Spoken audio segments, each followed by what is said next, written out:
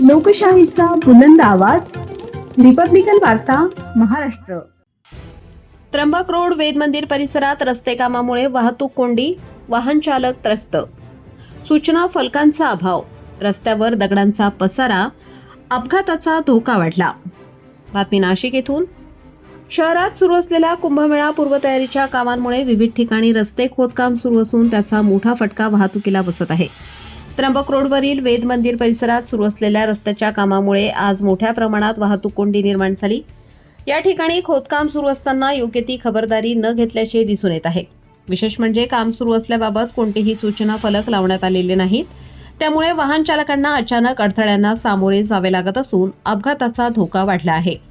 रस्त्यावर मोठमोठे दगड तसेच मातीचा ढिगारा पडलेला असल्यामुळे वाहन घसरून अपघात होण्याची शक्यता निर्माण झाली आहे.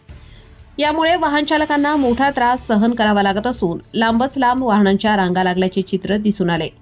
नाशिक महानगरपालिकेने या कामासाठी ठेकेदाराची नियुक्ती केली असली तरी कामाच्या ठिकाणी सुरक्षिततेच्या उपाययोजना अपुऱ्या असल्याचा आरोप नागरिकांकडून केला जात आहे. या प्रकाराकडे त्वरित लक्ष देऊन योग्य ती उपाययोजना करावी अशी मागणी होत आहे. नाशिक महानगरपालिका आयुक्त मनीषा खत्री यांनी याबाबत तात्काळ दखल घेऊन संबंधितांना सूचना द्याव्यात तसेच कामाच्या ठिकाणी सुरक्षिततेची योग्य व्यवस्था करावी अशी मागणी नागरिकांकडून केली जात आहे. रिपब्लिकन वार्ता न्यूज महाराष्ट्रासाठी नाशिक शहर प्रतिनिधी विवेक बनकर.